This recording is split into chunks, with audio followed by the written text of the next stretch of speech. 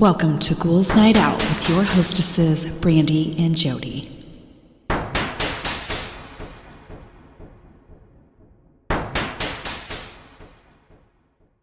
Hello, beautiful ghouls. Welcome. This is Brandy. I'm here with my sister, Jody. Hello. So I have some very petty things that people have done. Oh, great. First one, I mailed cow poop to my stepdad on Father's Day. No regrets. Growing up, he was extremely abusive, especially to my brother, and would make fun of him for having ADHD and a physical disability. Of course, my mom was pissed. I don't talk to her anymore since she decided to stay with him. But my grandma, who loves her grandkids more than life itself, called me in a fit of tears from laughing. She thought it was perfect. As long as I have my grandma's approval, I don't feel guilty. I wouldn't feel guilty anyway. Hell asshole. no. Fuck him. Next one, coming out to my father was one of the worst experiences of my life. He made sure I felt the weight of his shame. Months later, he asked me to hang all of his family photos and Christian memorabilia. There was enough stuff to cover the entire living room wall and hallway. I hung them all crooked. Not glaringly, obviously, but tilted just enough so it would never look right. Guests always seem to notice, but they must think it's intentional since every frame is crooked. 0% regret. My ex-husband has always been big into video games. It was a lot worse when we started dating. I was 21 and he was 19. I remember sitting on the couch for hours while he played video games on the computer and feeling as if I was alone. He always wouldn't help around the house, or he would do the bare minimum if it was going to interrupt his gaming time. I had suffered a lot of loss in my late teens and felt that I had to have someone or I would be miserable. Over time, I lost the sense of self, but eventually got into therapy and started getting myself back. Then I got mad. I was mad that I had been carrying this load by myself for so many years. We had a son by then. I was mad that I had lost myself in a relationship. I was mad I had picked a guy who didn't seem to really care about being a partner or dad. One morning, on my way to therapy, I left a list of things I had been asking him to do for weeks, and I took the computer with me. Not the whole thing, just the actual computer part. I did my therapy and ran some errands and came home to an upset boyfriend who said I didn't have the right to take his computer. It was my computer, by the way. But he did everything on the list, so honestly I didn't care. We are no longer together, but I did get my 2 amazing kiddos from the relationship, so I'm always thankful for that.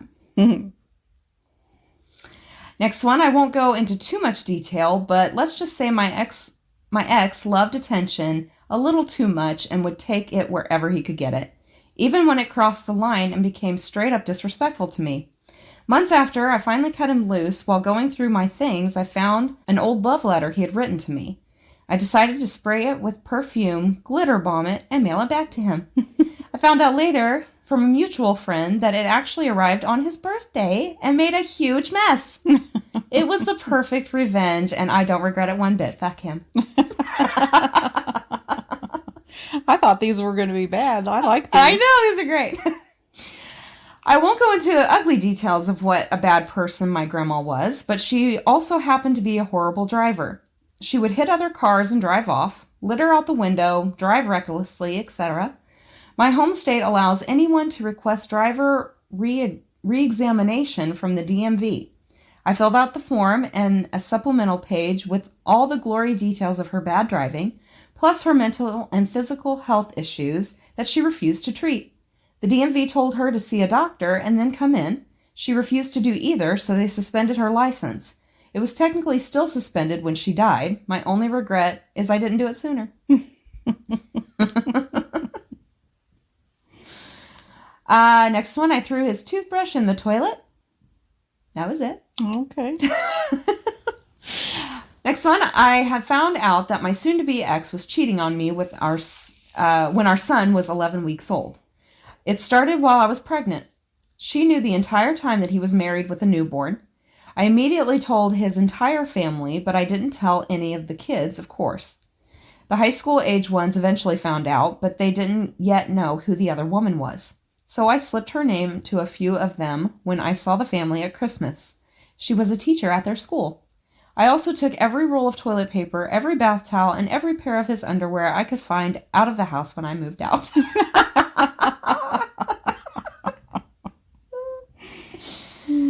Next one, my husband hates country music. Whenever I'm mad at him and we're driving together, I turn country music on and crank the volume. No regrets. Next one, backstory. My ex was abusive and I have seizures sometimes. Once, after a really bad fight, I pissed on his carpet and lay near it pretending to be unconscious so he'd have to clean it up.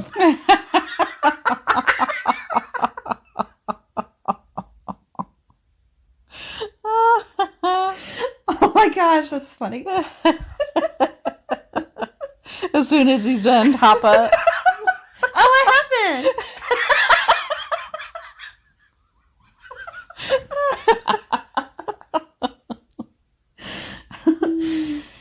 Next one, my ex-mother-in-law was a grade A bitch and hated me at first sight, but was quite happy to leech off me and my then husband. When she visited, she would ask me to buy her toiletries, clothes, etc., then tell my then husband that I was a spendaholic. She'd laze around the house and then bitch about me behind my back, saying she had to do everything for us while I swanned off to my full-time job.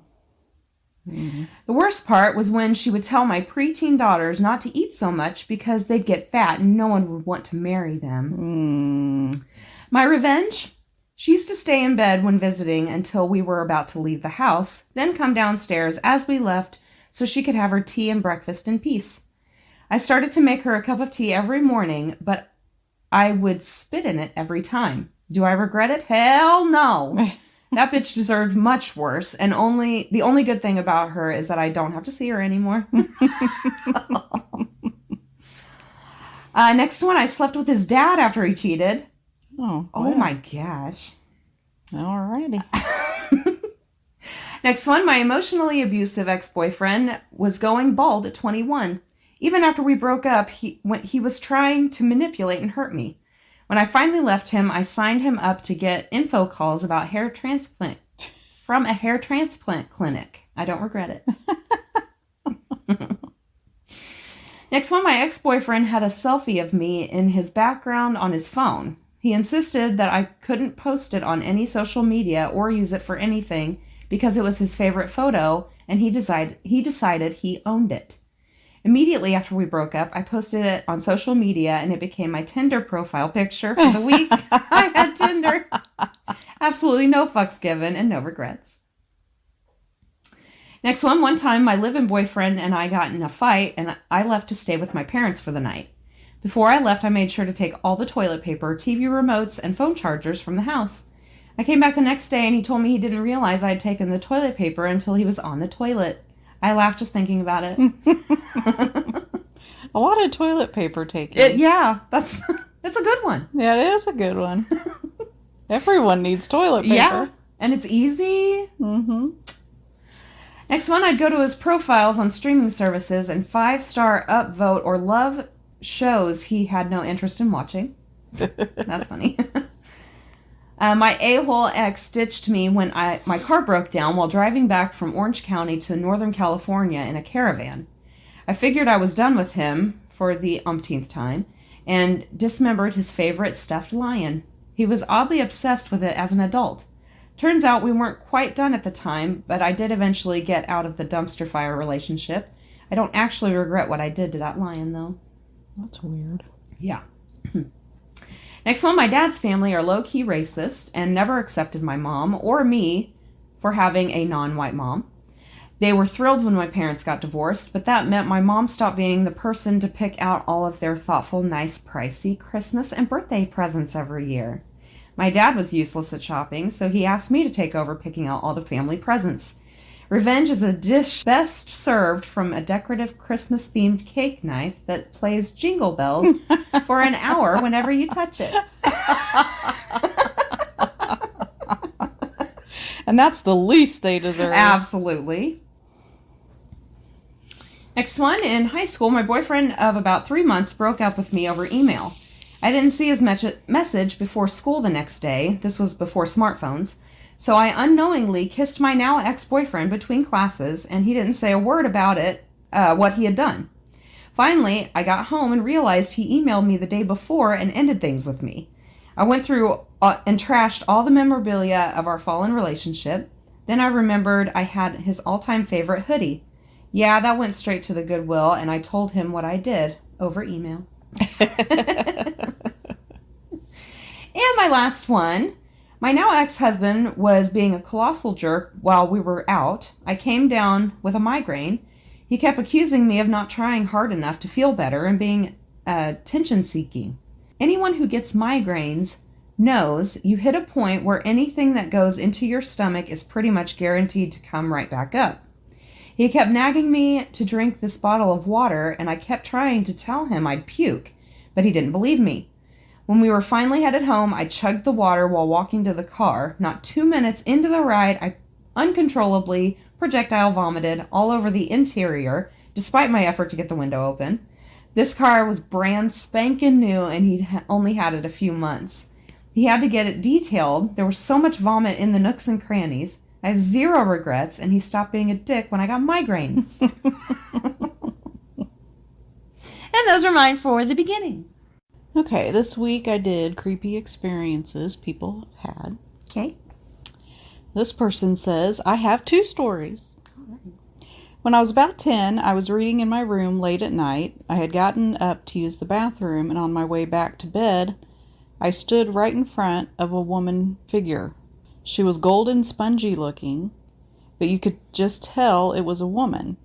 I stood there saying to myself, shut up, it's just your imagination. So I put my hand out to touch her, and she moved her hand out to do the same. I ran and jumped in my bed, scared to death. Was it a mirror? Said she was golden spongy. Spongy looking? What is that? That's I don't know. weird. That is weird. And this is the second story. My mother had died about 9 years ago. She had been very sick mentally as well as physically. We had a bad relationship. A few months ago, I was laying in bed, almost asleep, when I heard her voice, crystal clear, as if she were in the room with me. She sounded angry and scared and yelled, "Can you hear me?" A split second after, my baby boy wakes up crying. That's weird. Years back, I was traveling Labor Day weekend to the beach. It was a 3-hour drive, and the highway was quite congested. I was driving at a steady pace, let's say 70 miles per hour, right along with traffic. Anyway, I'd been driving behind the same car for miles and the same car behind me, so I was aware of who was around me. That matters at the end of the story. Anyway, I go to light my cigarette, and my lighter isn't where I put it last. I'm searching all over my car, and nope, no damn lighter anywhere. I get off the next exit, and to add to my irritation, take the wrong way off the exit. Oh, shit. So I turn around and find the closest gas station. I run inside to buy a damn lighter, and I jump back in my car, and sitting on my passenger seat is my fucking lighter. I was so confused, I would have seen it there. So I go to get back on the highway, and traffic is moving at a snail's pace. As I drive a little bit down the highway, I see the car that was in front of me flipped on the side of the highway, and the car behind me was on the other side of the highway, along with a few more crashed cars. It had just happened, as there was no ambulances or police. I was in shock. Intense emotions were flooding my head. I got off the next exit, pulled over, and sobbed. I have no idea what would have happened to me if my lighter hadn't gone missing, but it was pretty obvious that the outcome wouldn't have been very good. Holy shit. That's crazy. That is crazy. I wonder, that makes you wonder if, one day you can't find your keys for some reason, and you spend 5 minutes looking for them. What did you avoid? Yeah. Yeah. Holy shit. And you have no idea, so you're pissed. You're so pissed. Yeah. I woke up a few nights in a row around the same time in the early morning hours, looked to the end of my bed, husband next to me, the room dark, and sat up to a dark figure wearing a fedora-type hat in what looked like a trench coat. No facial features, just black. It appeared to have a male form.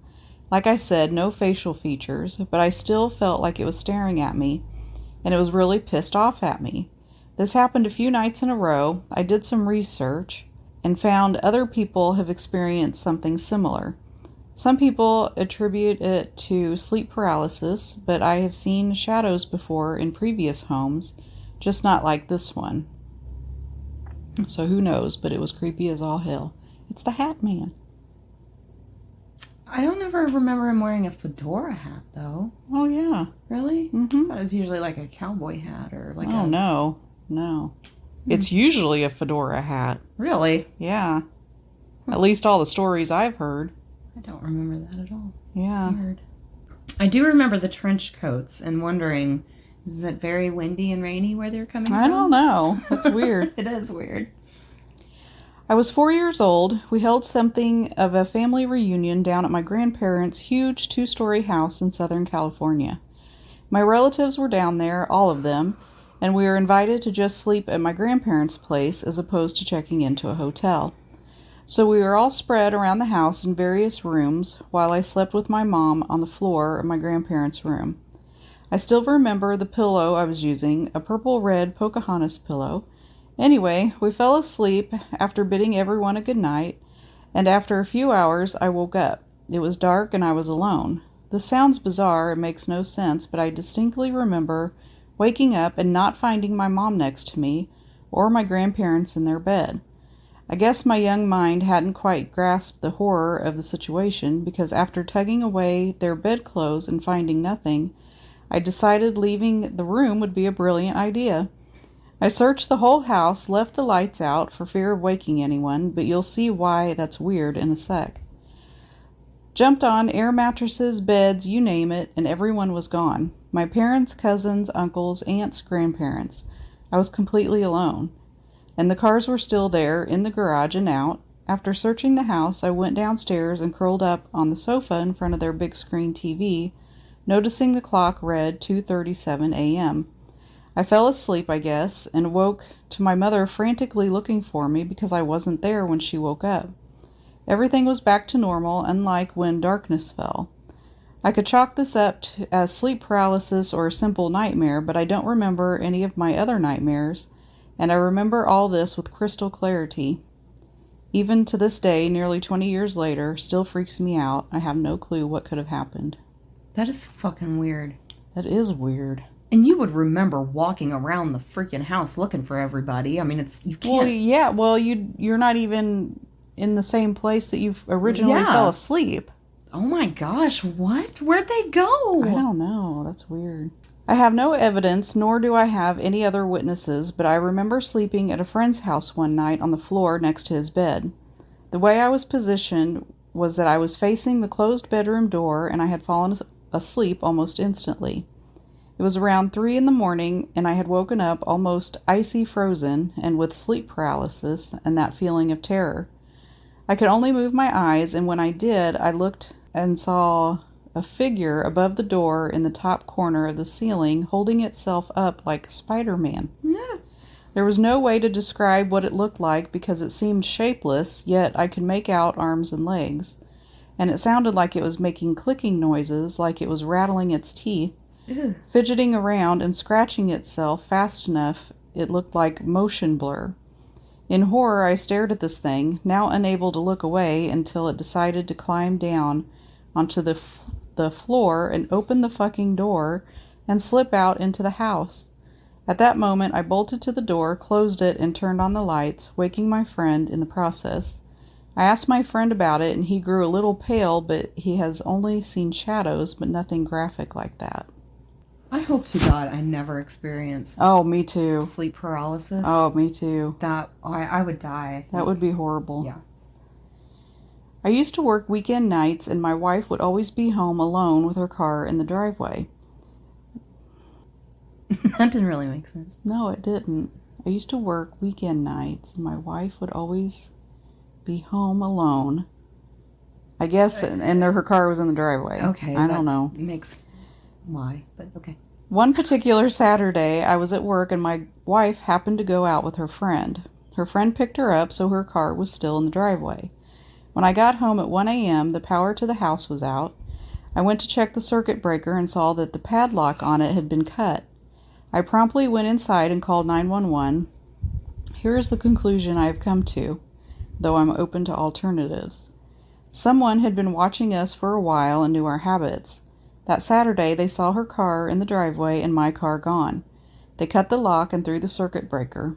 This would have baited her outside. She would have been outside with the front door unlocked and quite vulnerable. I bought a nice bottle of wine for her friend and a shotgun for the house. Okay, I'm very confused. So, every Saturday, I guess he worked. Is that what it is? Yeah. He was at work. She was at home. And her car was the only one in the driveway. Got it. So, one Saturday, she ended up going out with her friend. Her friend picked her up. Got that. And so her car was still in the driveway. Right. When he got home, the electricity was out. Right. So he went and checked the breaker. Someone had cut the breaker line or whatever. Got it. So what he thinks happened is that someone had been watching their movements and didn't realize that she had left and thought she was still there. Okay. Went, cut the breaker line or whatever it was so that the electricity would go out, realized that she wasn't home and must have left. Okay, that's where I'm confused. Why the fuck would she go outside if her electricity went out? Would she go, is there a circuit breaker outside? It might be they cut the lock and threw the circuit breaker. It has to be outside, right? Especially if it's got a lock on it. That's kind of weird. Yeah. That makes more sense, I guess. But I was just like, why would she go outside if her power went out? Like, that is not something you normally do, right? So it says that he checked the circuit breaker, and when he saw that the padlock had been cut, he promptly went inside. Okay. So it could have been a little bit more clear on that. So they think that they were trying to, like, kidnap or hurt this wife? Yeah. Oh my God, that's scary. Yeah.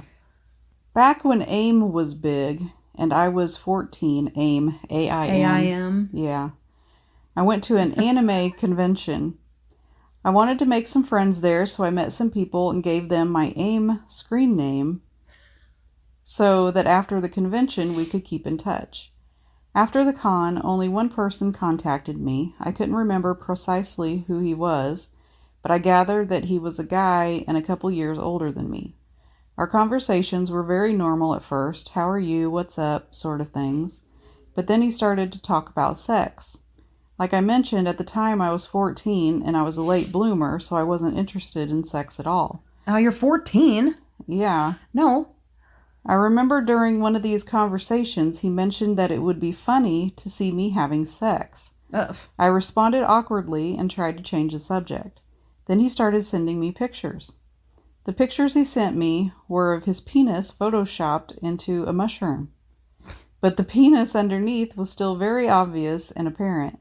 I freaked out and stopped talking to him immediately. After a couple of weeks, I blocked him and changed my screen name just to be sure.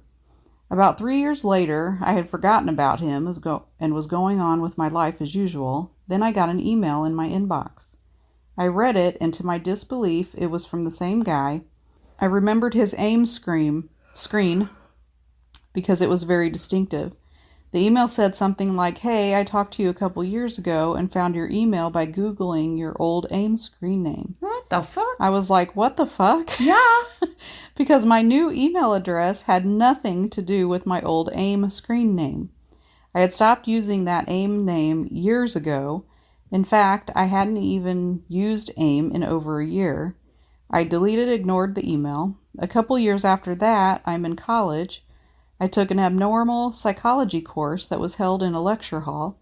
After the first week, I started getting to know the people sitting around me.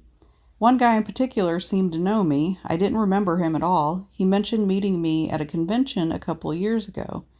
Still, I wasn't concerned because at this point, I had been to about 20 conventions, 2 a year since I was 13. I pretended like I remembered him to avoid the awkwardness of the situation. He gave me his Facebook name, so as I was sitting in class, I pulled up his Facebook page. I looked over his general information, and then I saw it. The same AIM screen name that kept haunting me. What? I tried to not freak out right there in class, but chills ran down my spine.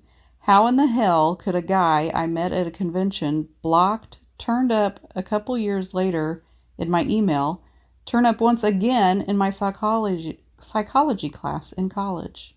And is he like stalking her? That's what it sounds Is like. it coincidence? I don't know. The class would be more feasible as a coincidence to me. Mm-hmm. The screen thing looked like he had been looking for her for years. Yeah. Gross. What the fuck? And that was my last one. All right. I have intuitive people are revealing when they listen to their gut, and it paid off. Cool. First one, I told the ER doctor as he handed me discharge papers, if I walk out those doors, I will die. I was desperate as it was my 4th discharge from the ER and the 9th doctor who told me the level 10 pain in my head that shot down my neck was a migraine. This isn't a migraine. Please, I'm dying, I begged. I told everyone. I was finally admitted but ignored for 5 days as I laid in the most extreme pain of my life. I couldn't even move my eyes from side to side, yet was given nothing but a Tylenol before I was finally given an MRI. The doctor held my hands as she delivered the news. Massive stroke, pulmonary embolism. I was about to die, and it was a miracle I wasn't seizing. I ripped my hands away and yelled, I know! Now can I please have a freaking painkiller? 70% of the blood flow out of my brain was blocked by a blood clot that spanned the entire circumference of my brain, as well as my entire right jugular. It had traveled to my lungs, causing a pulmonary embolism. I knew it wasn't a migraine. That sucks. Yeah, fucking people. Next one, I was driving my friend to her future college fall. It says I was driving my friend to her future college fall when we were in high school. I don't understand. I don't either. Anyway, it was a 2-lane highway most of the way. As we were driving back down, we passed a semi and almost got into a head-on collision. We both took a minute to breathe and recover until our panic turned into hysterical laughter. We continued down, and there was a lake that I didn't know existed, and I was so drawn to it. I told her I had a feeling we needed to stop there on our way back, so we did. It was a basic body of water. We stopped for like 15 minutes and enjoyed the sunshine and summer breeze. 15 minutes up the road, the highway patrol was in process of totally shutting down the highway. There'd been a horrific accident. Someone had tried to pass a semi. We would have been in the crash or right behind it if we hadn't stopped. That's another one of those. Yeah. Crazy. Next one, about 15 years ago, I was on holiday break from school, so my mom and I decided to meet my sister at her work for lunch. After eating at a nearby restaurant, we decided to walk back toward where she worked for some shopping. There were 2 routes from where we were to her store, the short route and the longer route. I told my mom and sister that we needed to go the longer way. My sister, already ahead and right by a derelict building, walked back toward me from a shorter path to make fun of me and point out that my route was longer. Literally, the second she was a centimeter away from the derelict building, the roof, slates, and old iron gutters came crashing off the building onto the pavement and road. We would have all been under that if I hadn't gotten the urge to go the longer way that day. Crazy. I wonder what it is. Is it guardian angels? It has is it to be. our own inner danger warning know. system, or Who knows? It's crazy. Next one, my brother and I were supposed to take a train to a neighborhood small town to visit our granduncle's family on a Saturday years ago. I was about to book the tickets for us for Saturday for the train's on the train's website, but for some reason I felt compelled to click on Friday instead. I followed that feeling. Saturday morning in our granduncle's home, we saw the news on TV. The train we were originally planning crashed into an oncoming train from the opposite direction. Many people died, and so many others were injured. I was shocked, horrified, and couldn't even speak as my brother and I exchanged looks in the living room. My brother and I feel very lucky to be alive today, and we try to listen to our intuition even more. yeah. Yeah. Next one, we have a small creek that flows beside and behind our house. It's at the bottom of a 7-foot deep ravine. It gets backed up when it rains because of all the trees around, so I carved a couple of steps into the dirt to get up and down easier. After a particularly violent thunderstorm, I could hear the water and knew there was a debris blockage. I grabbed a rake and climbed down to remove whatever was backing up the water. The moment I finished, I got this image of myself climbing out of the ditch quickly, not even bothering to use the stairs. It was weird because I always used them. I shrugged off the feeling after a bit, and as I took one step toward the steps, I felt something touch my hair, and then extreme pain across my shoulder blade. A dead tree branch over 11 feet long had fallen and broke across my back. I barely missed my skull. Wow. I scrambled up and quickly got inside, straight to the big mirror in the bathroom to see how bad it was. There was a huge red stripe on my back, and my knee was bleeding a bit. It didn't sink in until the next day, but if I hadn't moved when I did, that thing would have smashed into my head. I would have been knocked unconscious, left to drown in nasty, muddy water. Ugh. That is crazy. Yeah. Next one, I saved my grandma.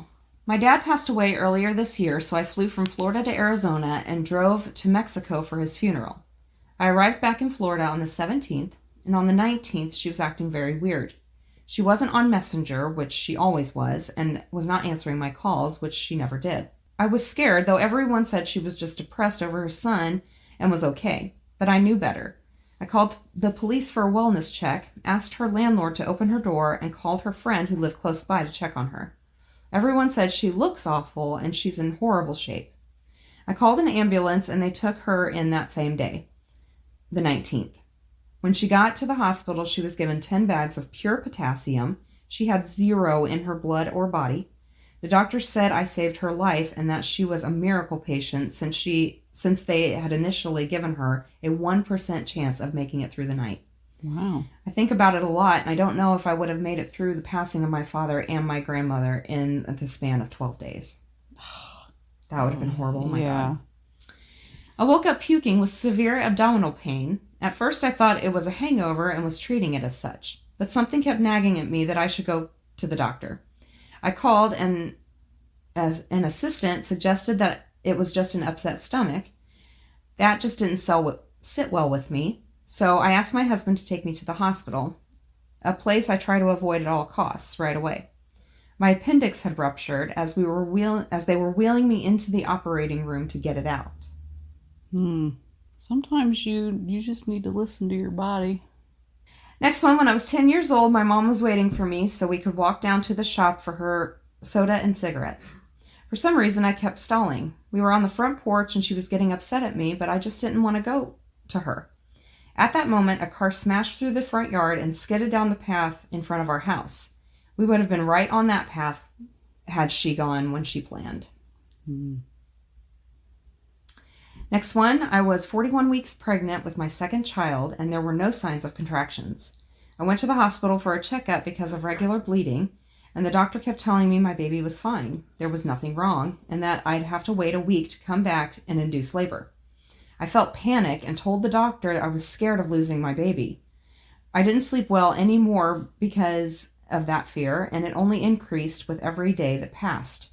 It felt like my daughter was trapped inside of me instead of me carrying her. Something told me I could not wait any longer. The doctor reluctantly made an appointment to induce labor the next day. My baby was born with the umbilical cord tightly wound around her neck. Luckily, she was quickly released from it and hadn't suffered a critical lack of oxygen during labor. I woke up with a blood transfusion in my arm and needed several bags of blood. My beautiful daughter is now 4 years old. Sometimes I think about what would have happened if I followed the doctor's advice to wait. I had an unexpected severe postpartum bleeding after my firstborn, and my second pregnancy ended in a miscarriage after 9 weeks. So that could explain my nervous feelings throughout my third pregnancy.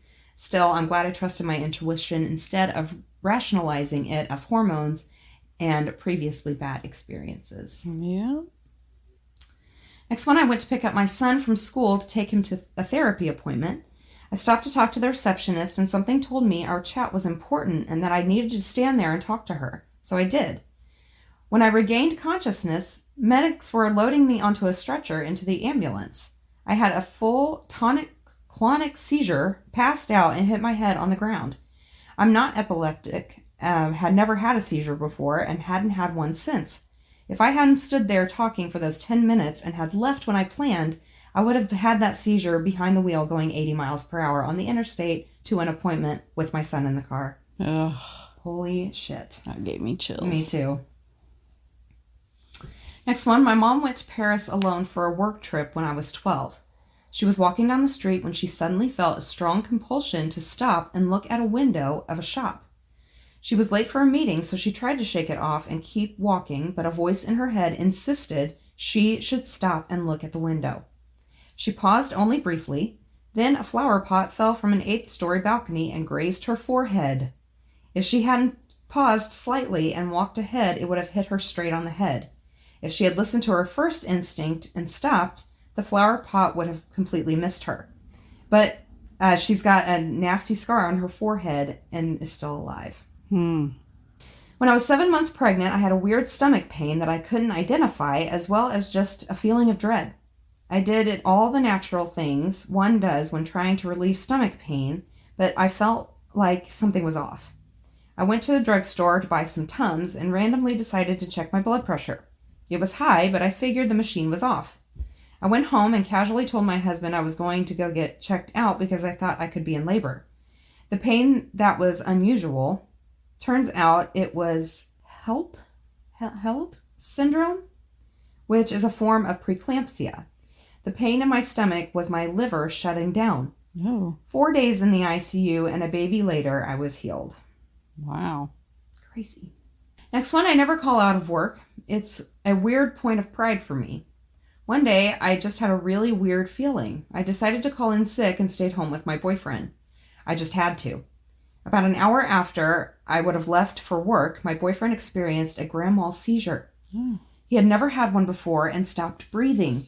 I was able to get him help right away. If he had been alone, I'm not sure what would have happened. I got chills So again. crazy. I know. Next one, I supposedly saved my boyfriend's life. We were getting dinner ready for the kids. He was behind me, and I was in front of the sink facing the wall. I got a weird feeling, so I dropped what I was doing and followed this urge to give him the Heimlich without even looking at him first. In the back of my head, I thought, he's going to be so mad at me. That is until a huge chunk of meat came flying out of his mouth. The kids didn't notice or see since they were at the table, and we went back to doing what we were doing. After dinner, he told me he was getting tunnel vision and was about to pass out when I came along. He was so embarrassed about making a scene and was struggling to dislodge the meat completely, blocking his airway. Wow. What?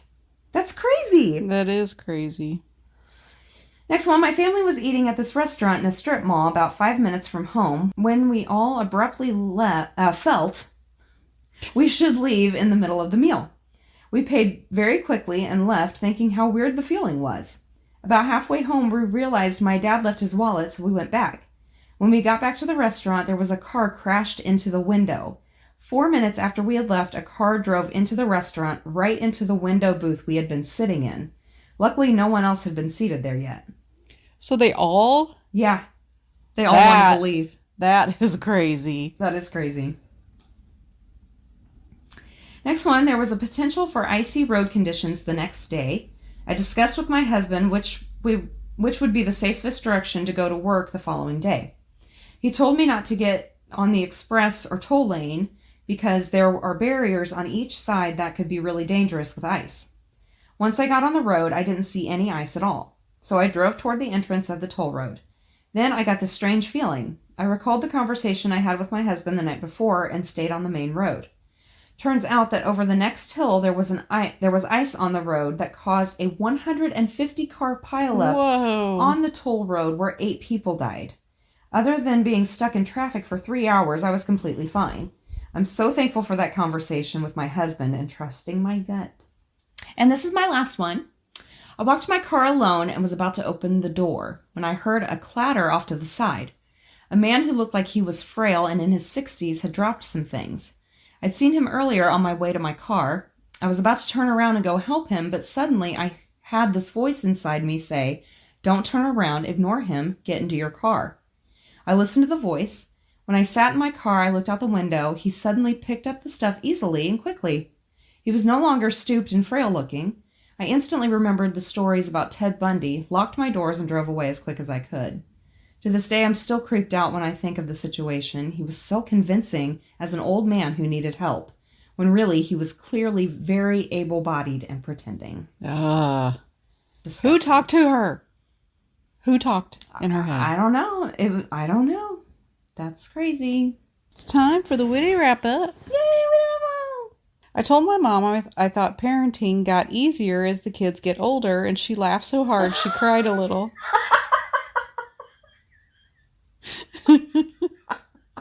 So true. Yeah.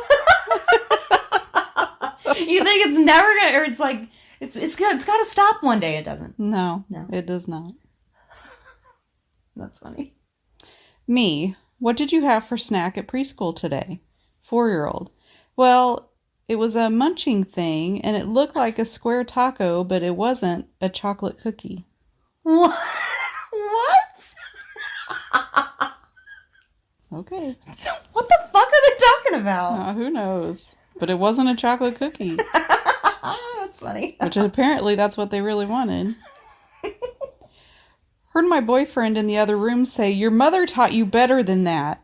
And it turns out that my kid and his friend accepted balloons from a clown on the street. Oh my god. Oh my god.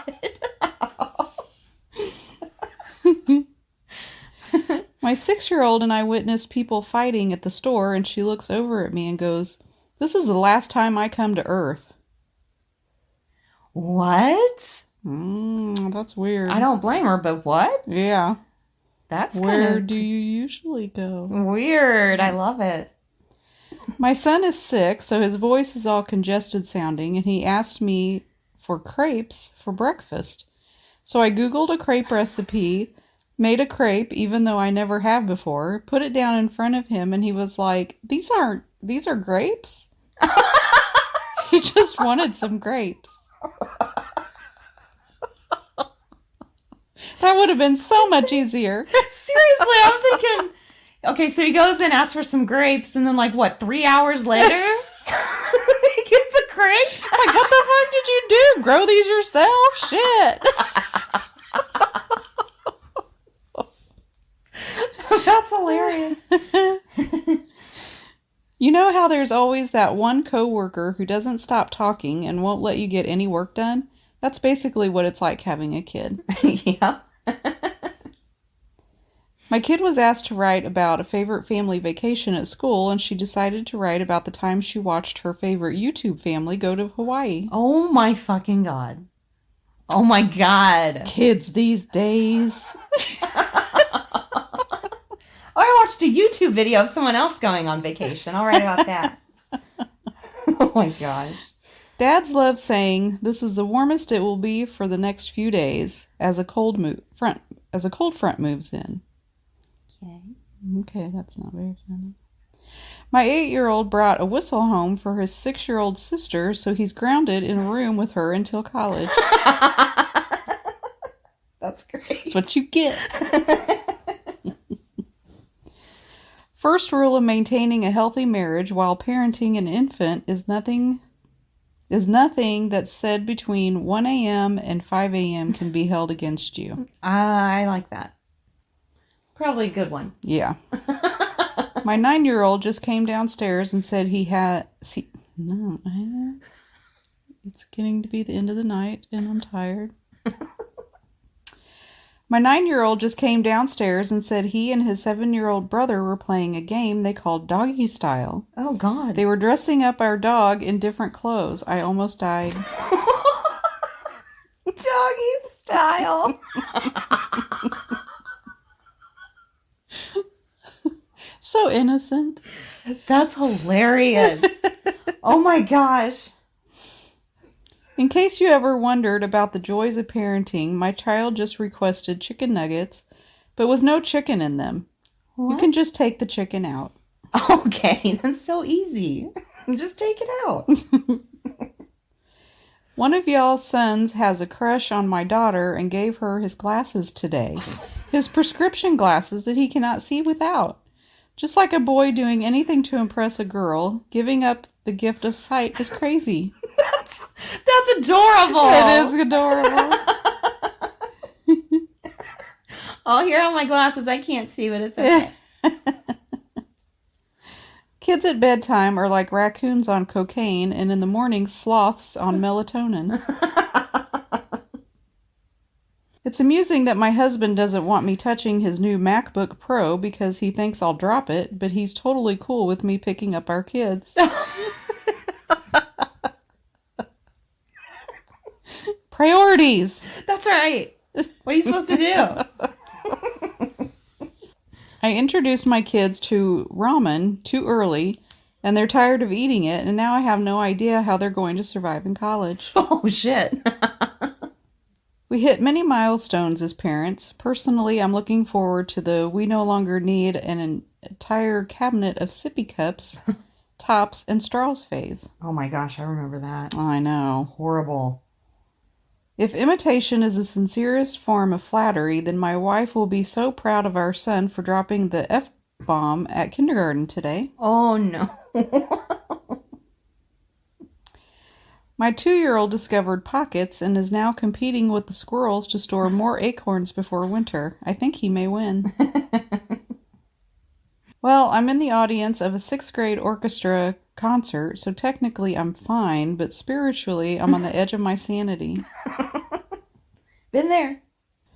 I was looking into party ideas for my twins' 6th birthday and came across someone who does slime and glitter parties, so I reported them to the police.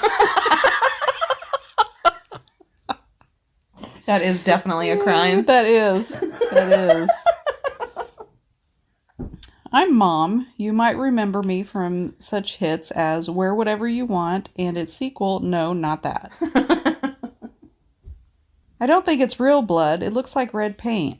My kid examining the plastic axe that came with his Halloween costume. That's cute. I feverishly cleaned my whole house today because I don't want to be judged by a 7-year-old that's coming over for a play date with my daughter. Oh my gosh. That's funny. 6-year-old, is that a mosquito bite on your face? Me, no, it's a zit. You might get them when you're a teenager. 6-year-old, but why do you have 1 year old? Me, the world is a cruel, cruel place. Yes. Me as a new parent, what the fuck? Me as a seasoned parent, what the fuck? Doesn't get any better. No. And that's all I got. All right. Well, thank you guys so much for listening. Send in your stories. We need them. I saw a TikTok where it said if you ask almost anyone, they will have one experience that they can't quite explain. Mm-hmm. So if you have any unexplained experiences, write in ghouls.nightoutpodcast@gmail.com.